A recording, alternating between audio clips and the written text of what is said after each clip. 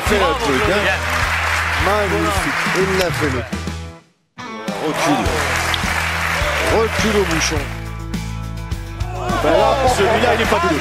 Celui-là, il est fabuleux. Et Laurent, voyons. Devant de Boule, un podcast produit par Sports Content. Et donc bonjour et bienvenue sur Devant de Boule, le podcast dédié à tous les passionnés de pétanque. Cette émission est produite en association avec Sports Content et est disponible sur toutes les plateformes de podcast. Pensez à nous suivre également sur les réseaux sociaux, Facebook et Instagram Devant de Boule. N'hésitez pas à venir nous suivre. Aujourd'hui, nous avons l'honneur d'accueillir notre consultant régulier Franck Fayolle. Bonjour Franck. Salut Étienne, j'espère que tu vas bien. Ça va très bien, là j'espère que toi aussi. Impeccable. Et malheureusement, on ne peut pas avoir Thierry aujourd'hui, mais on a un invité spécial, très spécial d'ailleurs, un excellent joueur. Nous recevons Sébastien Rousseau, figure incontournable de la pétanque. Bonjour Seb, ça va ? Salut Étienne, salut Franck. Bonjour Seb. Et donc, on va commencer pour vous parler du programme qu'on va avoir donc sur ce podcast. On va faire un petit retour sur le Trophée des Villes qu'on vous avait présenté l'autre jour. On va faire un décryptage et un impact pour les joueurs sur les nouvelles règles de la pétanque, parce que il y a quelques nouvelles règles qui sont entrées en vigueur en 2025 qu'on voulait parler. Et on fera un petit tour de la saison 2025 que Sébastien nous prépare. Et on finira évidemment par le fameux questionnaire invité.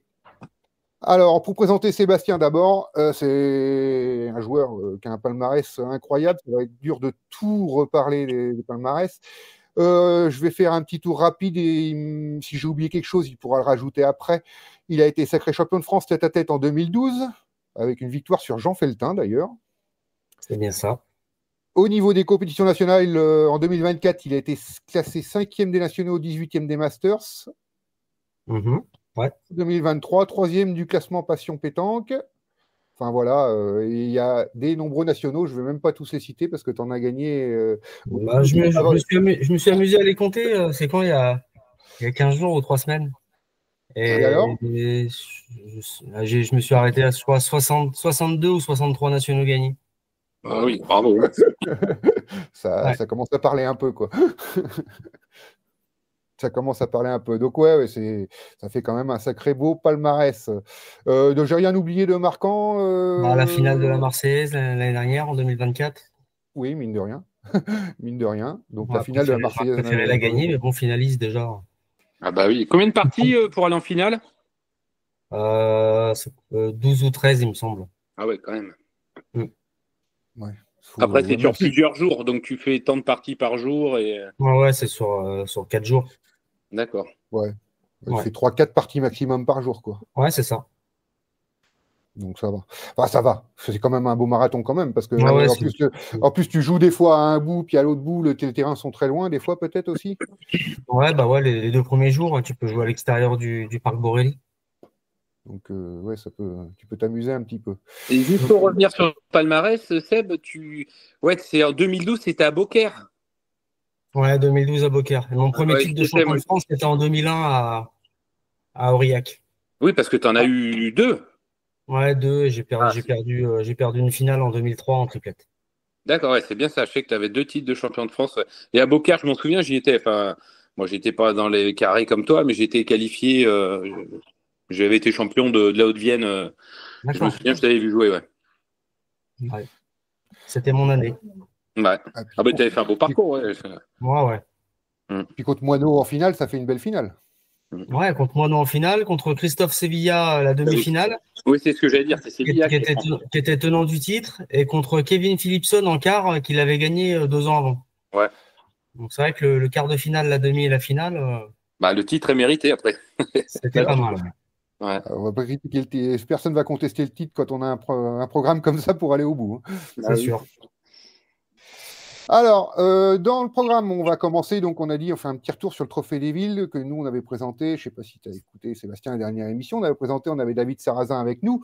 Donc, dans le Trophée des Villes, justement, David Sarrazin qui était tenant du titre du tir de précision, c'est malheureusement n'a pas réussi à passer les qualifications, David, dommage pour lui. Et le tir de précision, on a eu une finale, je ne sais pas si tout le monde l'a vu, parce que c'est pas facile au niveau de diffusion du Trophée des Villes, mais on a eu une finale quand même, qui avait une belle affiche entre Michael Bonetto et Johan Cousin, et c'est Michael Bonetto qui s'est imposé. Donc, est-ce que vous avez vu un petit peu le tir de précision? Bah, moi, j'ai vu un peu la finale, ouais. Michael contre Johan. Ouais, bah, c'est une belle compétition, hein, pour gagner le tir de précision. Faut être en forme. C'est ça, avec des beaux scores. Et puis, après, des terrains qui, bon, pour Bonetto, je pense que c'était des terrains un petit peu favorables pour son tir. Parce que, alors, ouais, je pense qu'il y a bon, après, comment dire, Bonetto, voilà, c'est un tireur incontournable du circuit. On connaît son adresse. Ouais, Mais je pense, il est souvent dans le coup, hein, ouais, du mais je tir. pense que ces terrains-là, ils étaient pas mal pour lui, hein. Moi, je l'ai vu, j'ai suivi un petit peu. Il a fait des beaux résultats, enfin, des beaux scores, pardon. Et, ouais. Mm. Après, pour en revenir à David, c'est vrai, j'ai regardé, bon, il y avait Aurélie, sa copine, là, qui filmait, et ouais, il est pas, ouais, c'est dommage, il n'est pas rentré dans le coup, et bon, après, c'est comme ça, malheureusement, tu gagnes déjà une fois, pour regagner deux fois, c'est Ouais, compliqué, c'est hein. déjà beau de l'avoir gagné Surtout une avec fois, le ouais. plateau de tireurs qu'il y a, ouais, c'est sûr. En plus, il nous disait, il avait gagné, il avait fait finaliste à la fois d'avant. Qui ça? David, c'est ce qu'il nous avait dit le dernier coup, il me semble. Non, il n'a pas été finaliste, non. Ah, je croyais qu'il avait été finaliste la fois d'avant. Je crois Non, qu'il non, non, avait... non, non, non, cru non, non. comprendre ça. Bon, enfin, de Non. toute manière, c'est Ouais. très bien. Et Ah bah oui, oui, voilà. oui. Et d'ailleurs, Seb, on t'a pas souvent vu dans les compétitions de tir de précision. C'est une volonté, c'est un exercice que t'aimes pas trop. Si, c'est un exercice que j'aime bien, mais bon, bah, le Trophée des Villes, je l'ai pas. J'ai dû le faire, ouais, j'ai dû le faire 3 ou 4 fois. J'y ai participé, hein. J'avais fait une demi-finale il y a 6 ou 7 ans. J'avais perdu en demi-finale du tir de précision. Mais après, voilà, je suis dans un club pour l'instant. On n'a pas l'accord pour y participer, mais peut-être dans les années à venir, on verra. C'est une belle compétition en tout cas. Et tu fais les championnats, par contre, de tir de précision, non? Non. Non. Non, bah c'est particulier, hein.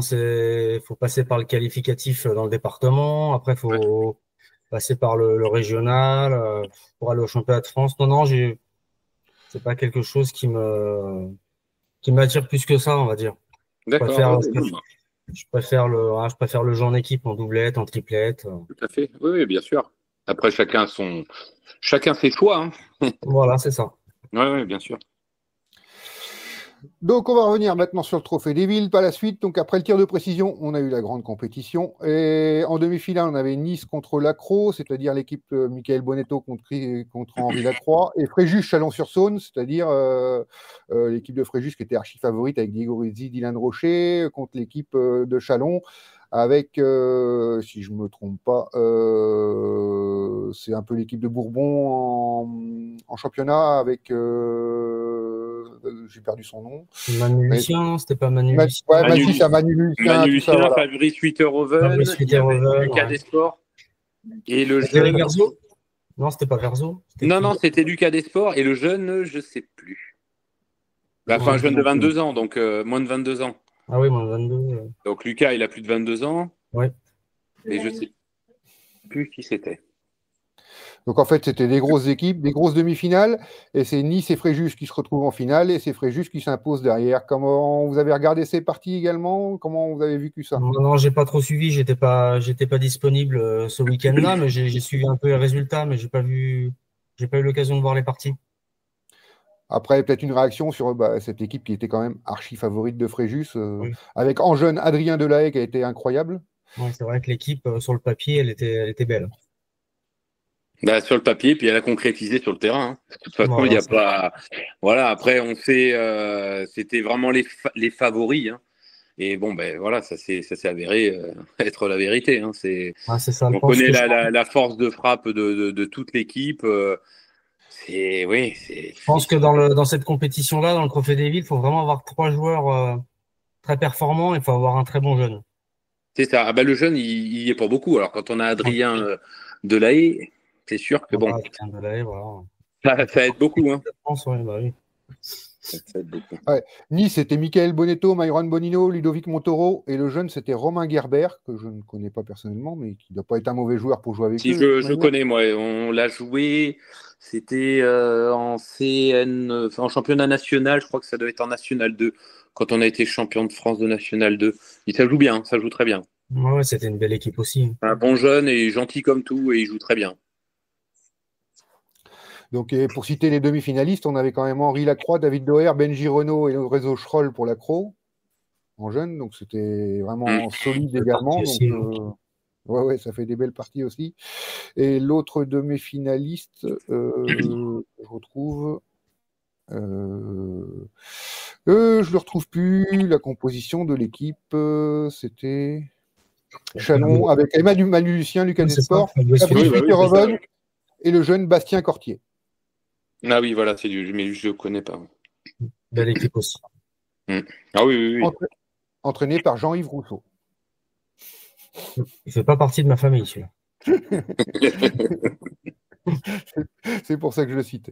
Et on va citer également ceux qui ont gagné le Grand Prix, c'est-à-dire ceux qui se sont fait éliminer. C'était assez avant les 8e, je crois, qu'il faut éliminer. Tu es reversé dans le Grand Prix. C'est l'équipe de Revin avec Romain Barré, Frédéric Laurent, Jérémy Roule et Gabriel Berland. Ouais, c'est des joueurs qu'on connaît un petit peu moins, mais c'est un bel effectif aussi. Hein. Ils jouent très bien. Je les connais un petit peu. Et qui en finale ont battu, si je me trompe pas, c'est l'équipe de Bègle qu'ils ont battu. C'est pas l'équipe de Moineau, non? Feltin. Ouais, c'est ça. C'est l'équipe de Bègle avec Moineau, Moïse, Elfric. Moineau, Moïse, Loustalo et je me rappelle plus du 4e parce que en fait Thierry Grandet, comme il a changé de club, n'était plus dans l'équipe alors qu'il était marqué au départ dans les inscriptions. Ça aurait dû être Thierry Grandet et c'était pas lui. Mais de toute façon, Thierry Grandet, normalement, aurait pu jouer, je crois, avec le nouveau règlement. Parce que comme c'est le Trophée des Villes 2024… Il faisait partie du club, ouais. Il faisait partie du club, il aurait pu jouer. Enfin, ils l'ont remplacé comme ça, il n'y a pas eu de… Oui, peut-être parce qu'il était parti. Après, bon, ils ont fait leur choix. Un petit mot peut-être sur la visibilité de ce Trophée des Villes qui était visible vraiment en ligne sur Facebook, enfin compliqué et tout, qui va être diffusé sur Eurosport mais en replay.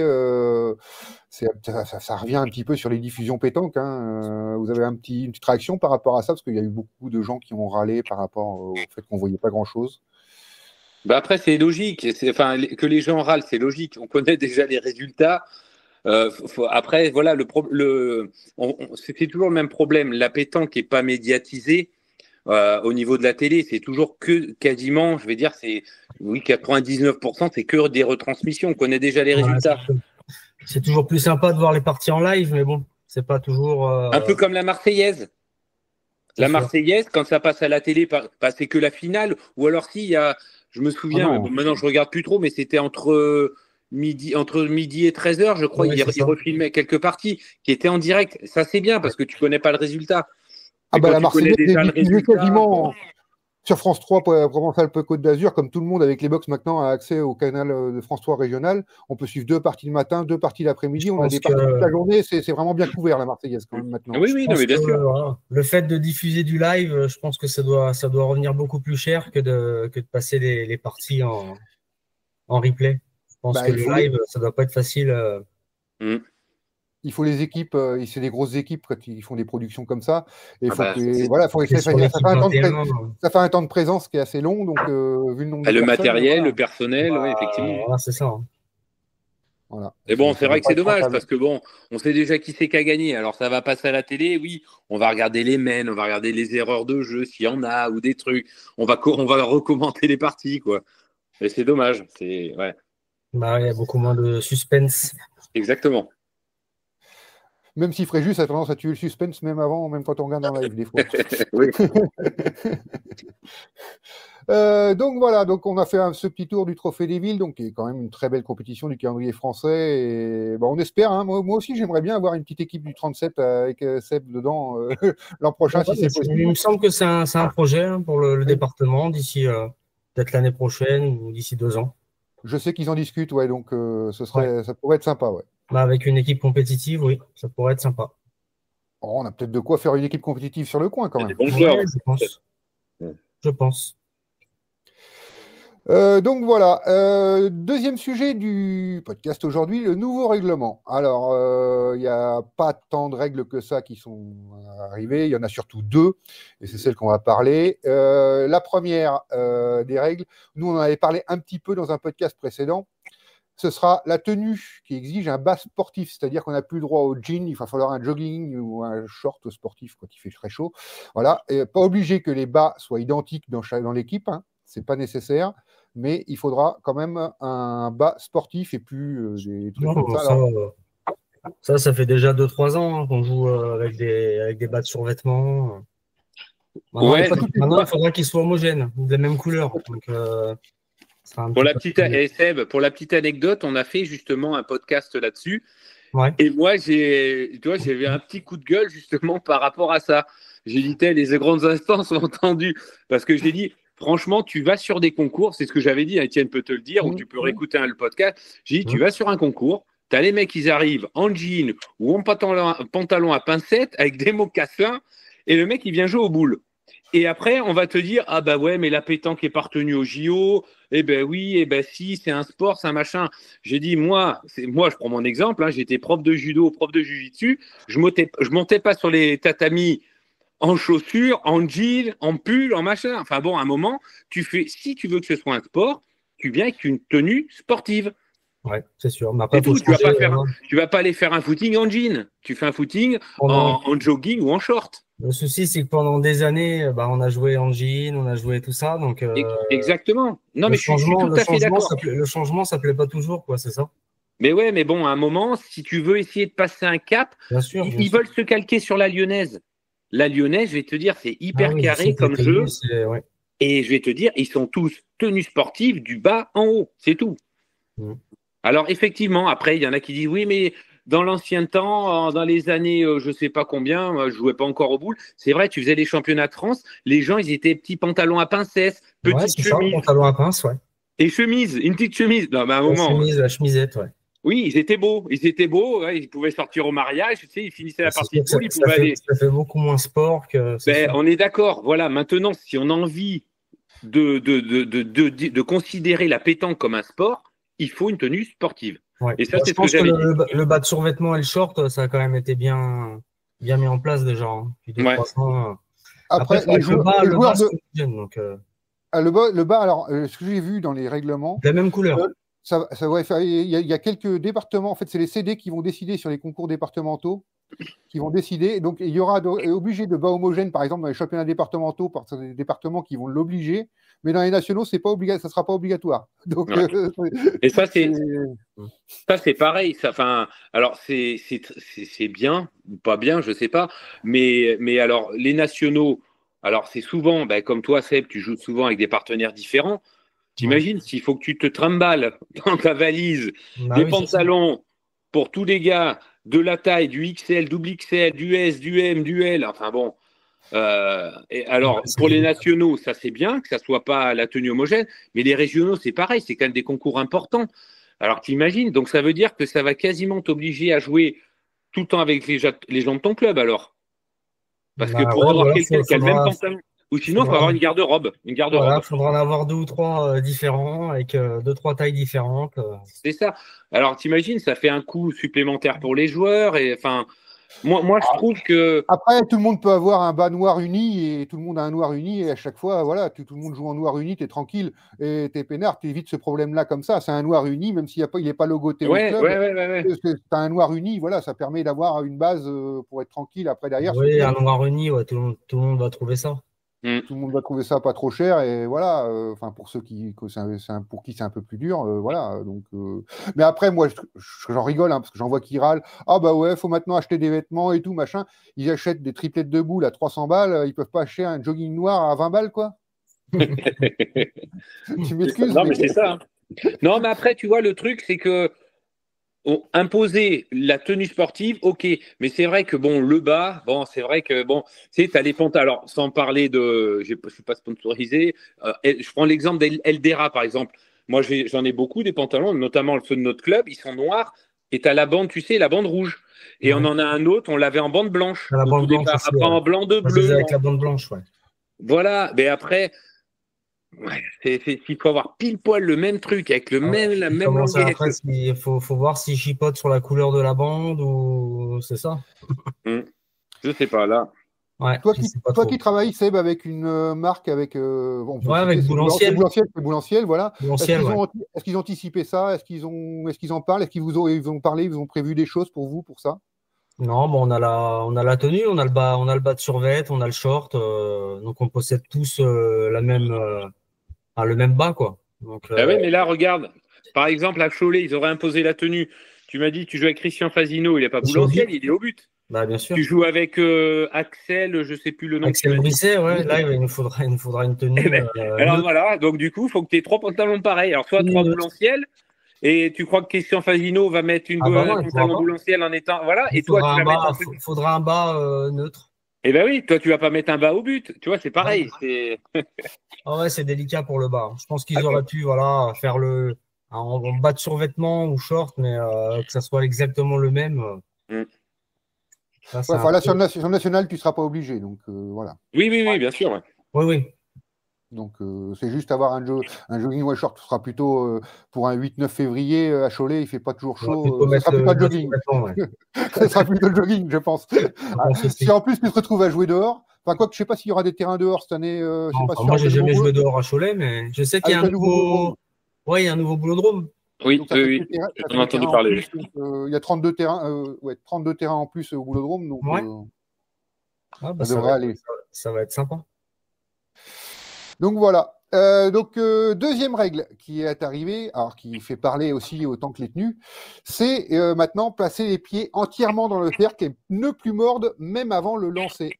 Alors c'est-à-dire que c'est le tir qu'on a appelé celui de Diego Rizzi qui mord avant et qui lève le pied. Donc son tir était tout à fait valable, hein, on n'en revient pas, sauf qu'il ne va plus être valable désormais puisqu'il mord avant le lancer de boule. Qu'est-ce que vous en avez pensé? Est-ce que ça change quelque chose pour vous qui êtes deux tireurs d'élite d'ailleurs? Enfin, pour moi, personnellement, Seb, il va être embêté, Seb. Hein. Moi, ça ne change rien. Je tire les pieds joints collés. Moi, il n'y a pas de souci. Hein. Je crois que je connais pas. Un pneu. Vous pouvez même me faire tirer dans un pneu. Je ne vais pas tomber, je pense. Je crois que je ne connais pas de joueur qui tire comme toi. Les deux pieds, ça ne dépasse pas d'1 000. Hein. Là, c'est. Ouais. Si un jour il mord, je pense qu'il y a un problème. Ouais. Plus ça avance dans le temps, plus ils sont collés les pieds. Donc, Ouais. Alors, moi, pour en venir justement à cette règle, moi, je suis complètement d'accord. Parce que, alors, ok, le règlement n'interdisait pas à Diego Rizzi ou d'autres d'avoir le pied. Parce que moi, j'ai des copains qui sont, c'est des joueurs, des joueurs de département, tu vois, qui jouent un peu dans ce style-là, le pied, et hop, ils tirent, ils mordent plus du coup. Mais moi, je trouve pas ça normal. T'as un cercle, l'obligation, c'est d'être dedans, t'es dedans dès le départ. Alors, oui, moi, ce qui me paraît logique, c'est ça s'appelle la pétanque. La pétanque, ça veut dire les pieds tankés au sol. Donc, voilà, de toute manière, non, mais voilà, donc ça me paraît logique que cette règle soit dans ce sens-là. Et je comprenais que Diego Rizzi soit autorisé par le règlement, mais le fait d'avoir les pieds décalés, ça change. C'est plus le même jeu, normalement. Je pense qu'il va s'adapter, hein, il va trouver. Il va resserrer un petit peu les pieds, et puis voilà. Avec un petit de toute façon, c'était applicable au Trophée des Villes. Je sais pas. J'ai pas fait attention. Parce que moi, justement, je l'ai regardé tirer. Il avait les deux pieds dans le cercle. Hein. Et ben voilà. Je l'ai regardé. Bon, en plus, il a tiré, il a fait carreau. En plus. Donc, ça n'a pas changé. Mais bon, non, moi, je trouve ça. Pour moi, c'est logique. Pétanque, pied tanké, tu dois avoir les pieds dans le cercle. Pour moi aussi. Bon, on est à peu près tous d'accord là-dessus. Donc, on va voir ce que ça va donner. Et peut-être que sur des joueurs, on parle de Diego Rizzi, mais il y en a d'autres qui sont concernés sûrement. Bien sûr. Je n'ai pas d'exemple comme ça en tête, mais il y en a sûrement bien d'autres. Ça peut aussi changer et dérégler un petit peu sur le début de saison et être moins facile au tir, au résultat de tir, parce que ça change un peu de la routine des joueurs, non? C'est sûr que quand on a l'habitude de tirer les pieds un peu plus écartés. En fait, ça te change ton équilibre. Hein. Ça te change ton équilibre. C'est comme si Seb qui a les pieds serrés, demain il dit du coup, il ne faut plus les pieds serrés, il faut que tu tires un pied devant et un pied derrière. Alors, il tapera autant de boules, ça j'en suis persuadé. Mais je vais dire, le temps qu'il s'adapte. Ça, il y a un temps d'adaptation. Oui, tu vas être décalé, ton corps va être décalé, c'est obligé, c'est logique. Tout à fait. Tu n'auras plus tes repères, quoi.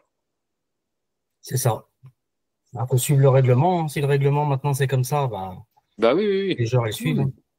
Oui. Oui, après, on a quelques contestations de règlement, mais c'est pas si souvent que ça non plus. On n'a pas, faut arrêter de parler. C'est vrai, quand il y a un problème, on en parle tout de suite comme ça, mais il y en a pas tant que ça non plus. Les joueurs respectent dans la grande majorité, dans 95% des cas, les arbitres, il n'y a pas de souci. Hein. Oui. Ouais, tu vois, autant moi cette histoire de pied, moi je trouve ça logique que l'histoire du jet du bouchon. Ça, je trouve pas ça logique de le repositionner à la main derrière. Enfin bon. Moi, je pense que qu'il passe de 3 lancers à 2, Oui. pourquoi pas, mais Ouais. de 3 lancers à un seul lancer et à pas le positionner à la main. Je Et pense qu'ils encore, ils auraient pu passer à 2 lancers, je pense. Réduire Ouais. d'un lancer encore à la limite, mais. Et encore, tu peux le C'est jeter. Et maintenant, tu peux le jeter pas bon, posé à la main. Il est posé à la main, il est pas bon. Bon, tu prends un carton, mais tu peux le reposer encore derrière. Ah oui. Là, si tu prends un carton, c'est toi qui le reposes quand même. Ah Ouais. bah oui. Je l'ai Donc, vu, tu prends un je l'ai carton vu parce le que jour, tu l'as pas ça m'a mis. étonné. Tu le poses à la distance pas réglementaire. Tu prends un carton, mais tu le reposes quand même derrière où tu veux. Non, mais c'est. Ouais, bah, ça m'était arrivé, moi, contre Dylan, il y a 2-3 ans en Cholet.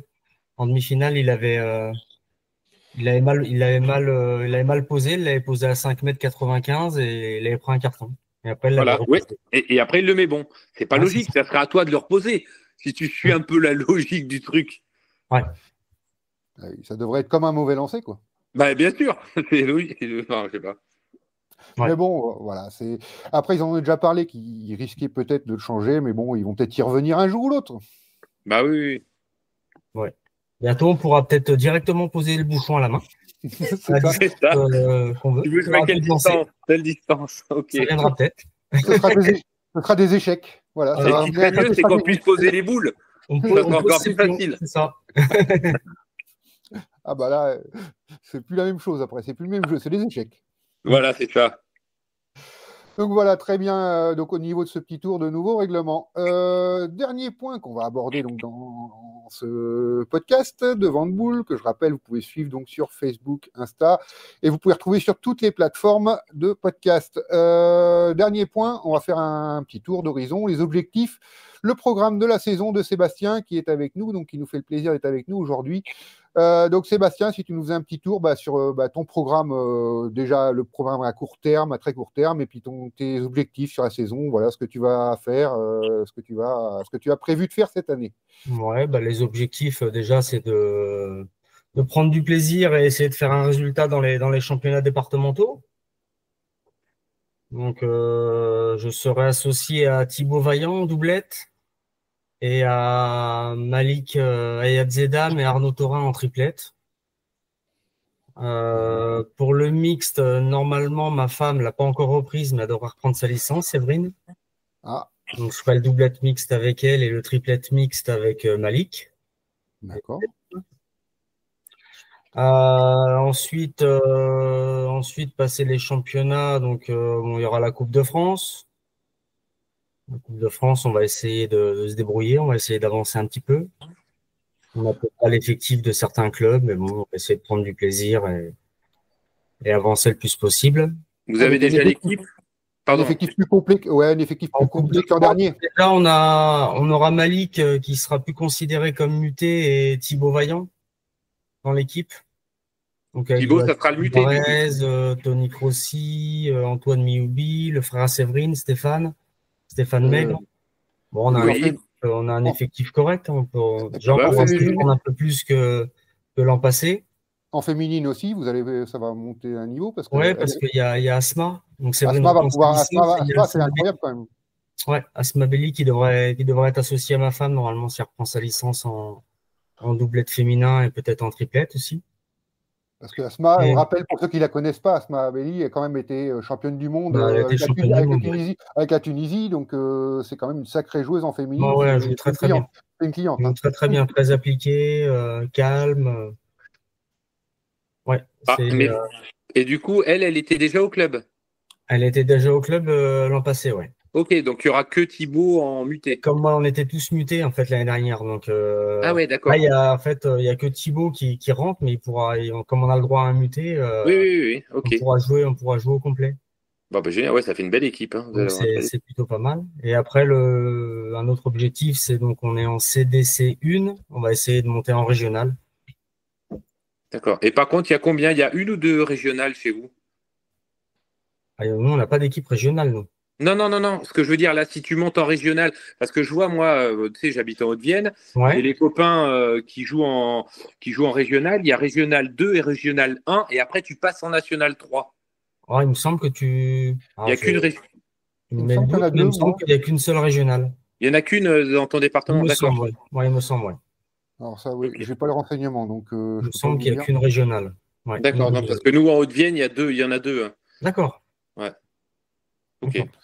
Et ensuite, notre objectif, c'est de prendre du plaisir et de faire des résultats dans les différentes compétitions nationales, internationales, supranationales. J'ai déjà mon planning, il est à peu près acté déjà pour cette année. Tu reconduis la Marseillaise? Non, la Marseillaise, j'y vais pas cette année. D'accord. J'irai à Avranches avec Christian Fasino et pareil Axel Brisset, la même équipe qu'à Cholet. D'accord.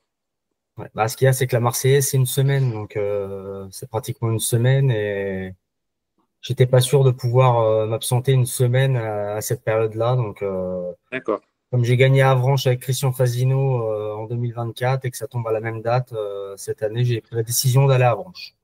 D'accord. Voilà. Mais après, bon, il y aura d'autres belles compétitions à jouer tout au long de l'année. Hein. Donc, Oui, voilà. dans le circuit, on a parlé souvent parce que toi, tu es du top joueur français. L'équipe de France qui peut peut-être se reconstruire avec le départ de Philippe Suchot, par exemple, ou le nouveau sélectionneur, des choses comme ça, d'essayer de rentrer en équipe de France, que c'est tes objectifs, des choses comme ça, ou pas, ou... Personnellement, c'est pas un objectif. Maintenant, si on vient m'appeler ou quoi, je vais réfléchir. Mais bon, faut pas oublier que j'ai 49 ans. Donc, j'aurai 50 ans en fin d'année. Donc, après, il y a des jeunes. Hein. Il y a des jeunes, mais pourquoi pas? Parce que comme j'en ai souvent parlé, hein, je pense que j'aurais mérité de participer à une compétition Ah, européenne. t'aurais eu ta place, oui, largement, oui. J'aurais eu ma place après. C'est clair.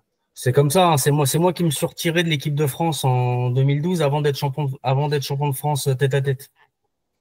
Ça faisait déjà 5 ou 6 ans que j'étais en équipe de France.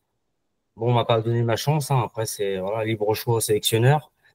Donc, c'est pour ça que j'ai décidé, moi, de m'enlever de l'équipe de France.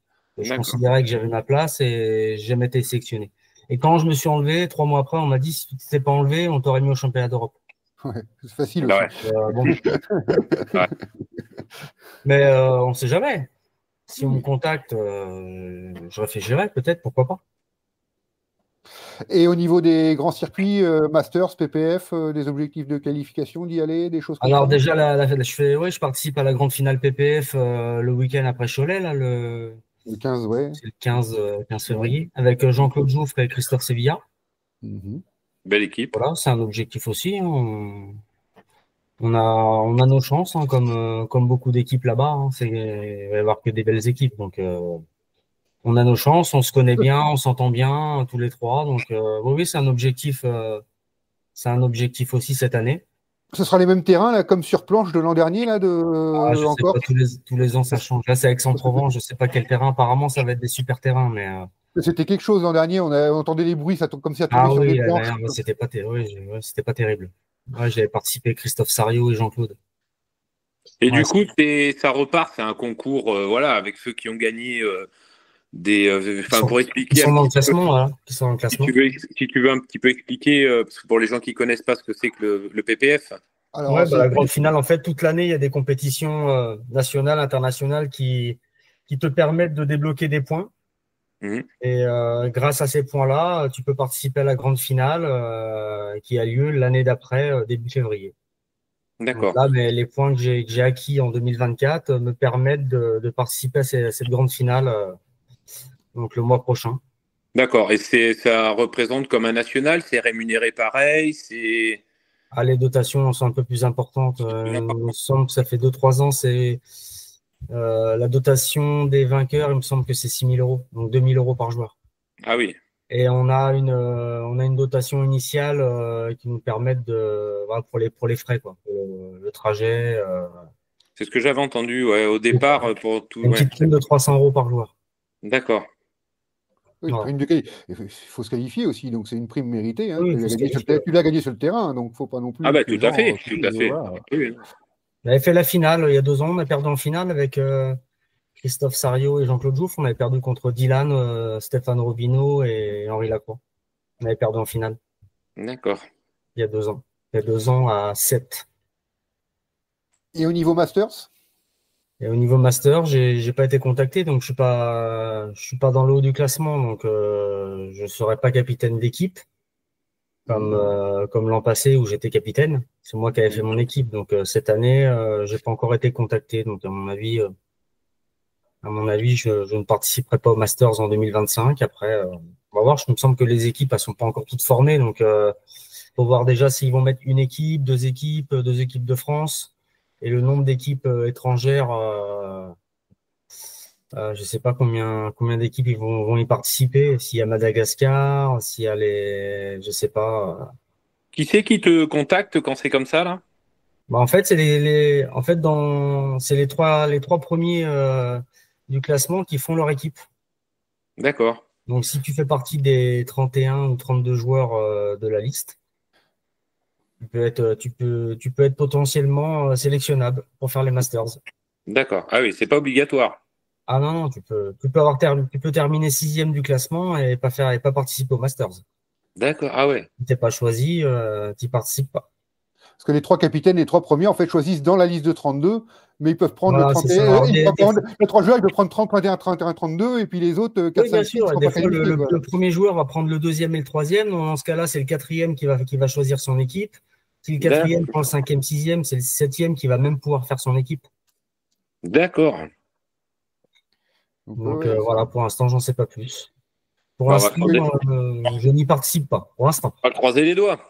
Oui, il y a encore. Je crois que ça se fait. Ouais, c'est surtout au mois de mars que ça se finalise. Ça va pas tarder, ouais. Ça va pas tarder. Il y a encore un peu de temps. Si tu Ouais. fais quelques résultats en attendant en plus, Ouais, c'est ça. ça peut. Non, ça puis peut- voilà, pas les nationaux, les internationaux, toujours avec les joueurs avec qui je joue encore cette année. Je vais évoluer dans ces compétitions-là. Je vais évoluer avec Christophe Sevilla, avec qui je m'entends très bien. Ouais, c'est une belle équipe, là, tous les deux. Steven Chaplan, Alexandre Mallet. Après, je sais plus trop, je voudrais pas en oublier, mais voilà, tous les joueurs avec qui je m'entends bien. Les gens de ton club aussi, non? Ou pas? À Tyson aussi, avec qui je vais jouer à Valréas. Voilà, Claudie Winter et Christophe Sevilla, en team Boulanciel à Espalion.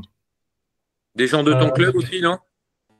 Les joueurs de mon club, oui, avec Thibaut Vaillant, je pense que je vais faire un ou deux nationaux avec Thibaut. Voilà, Luc Lai aussi, je vais jouer pour Saint-Andéol, il me semble, avec Luc Lai. C'est pas mal aussi, ça. Voilà, il y a une bonne saison qui se prépare au niveau des nationaux. Bah, super. Ouais. Super. Donc voilà, on souhaite que tu réussisses tous tes objectifs. T'es jamais bien loin, de toute manière. Hein.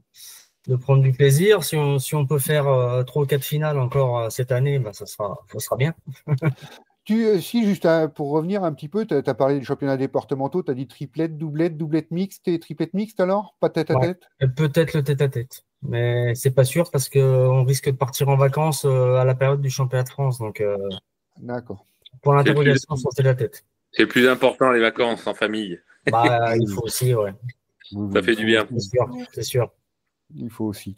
Donc voilà, on va finir ce podcast. Ce qu'on fait à chaque invité, je sais pas si tu as écouté un petit peu, il y a un petit quiz, un petit questionnaire invité qui nous permet, toi, de nous sortir des petites anecdotes. On sort un petit peu d'usuel, donc quelques petites questions. Je vais te poser quelques petites questions, puis tu vas nous répondre, voilà, en nous sortant des anecdotes, des choses par rapport à la réponse. Alors toi, ton plus beau succès dans ta carrière, en fait. Champion de France de la tête à Beaucaire en 2012. Ouais, ça paraissait assez évident, mais bon, on le pose quand même. Tu es toujours tireur de tête.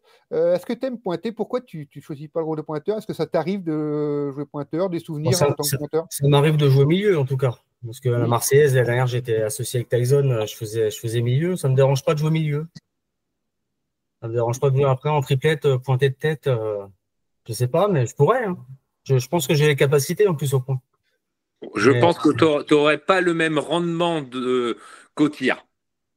Eh ben, Eh ben, j'ai pas envie de te contredire, Franck, mais Ouais. je me débrouille pas trop mal au point. Ah non, je dis pas que tu te débrouilles. Mais... Non, je dis pas le que même tu te rendement, débrouilles je pas sais bien. pas, Mais tu es quand même très, très efficace au tir. Oui. Après, on a eu l'occasion de se croiser plusieurs fois cette année. Tu as eu des terrains difficiles, que ce soit le Boulodrome de Tours. Je me rappelle à Chauvigny en Coupe de France aussi, où c'était des terrains, c'était un parking goudronné et tout. Ouais. Tu pointais assez, assez correctement, voire même il n'y avait pas photo vis-à-vis des autres. Ouais. Pas trop mal. Sur des terrains difficiles à pointer. Je prendrais quand même moins de plaisir à pointer qu'à tirer. Même si, voilà, je pense que j'ai les capacités de pointer, mais je pense que je prendrais un peu moins de plaisir à pointer, surtout en triplette. Ouais, tout un concours, ça doit être long. Hein. Ouais, voilà, c'est ça. Regardez les tireurs, là. Les tireurs, il faut que le tireur et le milieu soient en forme hein, pour que je reste pointeur tout le concours. Ouais. Le coup à la pétanque qui te fait le plus rager, le coup d'un adversaire ou d'un partenaire ou à toi qui te fait le plus rager sur un terrain. Ce qui me fait le plus rager, c'est peut-être quand un joueur bouge quand tu es dans le rond en train de tirer et qui a tendance à bouger, se déplacer. Ça arrive, hein. Il y en a qui ont un peu de vis. Après, on sait faire abstraction de ça, mais ouais, quand un joueur bouge, je trouve que c'est un peu anti-fair play. C'est pas faux. Ton concours préféré? Si t'en as. Mon concours préféré, il y en a plein. Hein. C'est Cholet. Celui qui me réussit le mieux, c'est Cholet. Voilà. J'ai fait le triple historique là-bas, donc je suis obligé de dire un peu Cholet, mais non, mais par exemple, la Marseillaise, c'est une compétition à part. Vraiment, c'est une super compétition, la Marseillaise. Je dirais la Marseillaise. Ouais. Le plus grand regret de ta carrière? Mon plus grand regret, ouais, je vais quand même dire de pas avoir été sélectionné en équipe de France et d'avoir fait un championnat d'Europe ou un championnat du monde. La personne la plus célèbre que tu bats tout le temps? Mon père en tête à tête sur mon terrain. Et la personne la plus célèbre qui te bat tout le temps? Qui ça? La personne qui te bat tout le temps, qui gagne toujours contre toi? La plus célèbre. Alors, celle qui me bat tout le temps, je vais le dire, c'est Dylan Rocher. Ça fait un petit moment que je ne l'ai pas battu. Ça m'est arrivé de le battre, mais là, ça fait 5 ou 6 fois de suite que je perds contre lui cette année à charge de revanche. C'est fini. C'est fini. 2025 est un nouveau jour. C'est ça. Ton idole à la pétanque? Mon idole, pour être franc, j'en ai pas. J'en ai eu quand j'étais plus jeune. Quand j'étais plus jeune, à l'époque du Trophée de Canal+, bien sûr Didier Choupet, Michel Loy, c'était mes deux idoles. Maintenant, à l'heure d'aujourd'hui, j'en ai plus. Oui, non, mais déjà, Michel Loy, Didier Choupet, c'est des bonnes références. Ah oui, c'est ça. Quand j'avais 16-17 ans, que j'ai regardé au Trophée de Canal+, c'était des joueurs voilà, qui me faisaient rêver, quoi. Et d'ailleurs, pour l'anecdote, en Coupe de France, vous vous inclinez contre l'équipe de Didier Choupet, Jonzac, cette année. Ouais, belle rencontre. Mais avec une belle rencontre. D'ailleurs, eux qui n'ont pas eu trop de bol au tirage de la Coupe de France, parce qu'ils font un derby du 17, Jonzac-Châtelaillon, qui vont aller jouer en Moselle, là-bas. Ah, au prochain tour. Ils vont faire un derby pour jouer des deux clubs qui sont à 20 bornes l'un de l'autre. Ouais, c'est un peu dommage, ça. Donc, voilà. Le moment le plus embarrassant que tu aies connu sur un terrain? Là, c'est l'histoire de l'anecdote un peu drôle. Le plus embarrassant, je me souviens de la finale que j'ai perdue, la finale du championnat de France que j'ai perdue en 2003. À l'époque, c'était retransmis en direct sur Sport Plus. Et il y avait, je sais plus, c'était 5 000 ou 6 000 personnes dans le Parc Expo à Perpignan. Et j'en garde un souvenir moyen, parce que quand tu arrives dans le pas de tir et que tu as 6 000 personnes qui te regardent et que tu sais que c'est retransmis en direct, et j'avais fait une partie moyenne. J'avoue que là, la pression, j'étais jeune, hein, j'étais beaucoup plus jeune, hein, et j'avais eu un peu de mal à la gérer. Donc, en tout cas, on te remercie, Sébastien, d'être venu avec nous. C'était un grand plaisir. C'était un plaisir. Et donc, on rappelle aux gens qui peuvent nous suivre donc sur Facebook, Instagram, tous les réseaux sociaux. Retrouvez le podcast sur toutes les plateformes de podcast disponibles. Donc, remercier également Franck d'avoir été là. On retrouvera Thierry, je pense, la prochaine fois, qui était occupé par un tournoi de jeunes ce soir, de jeunes vétérans, on va dire. On y viendra tous, ça approche. C'est ça, d'ailleurs, on n'en a pas parlé, mais on aurait pu parler de la nouvelle équipe de France vétéran avec Philippe Cruchot, Philippe Quintet, Christian Fazzino. Ça peut faire une belle équipe de France vétéran. Il va falloir être costaud pour les attraper, ceux-là.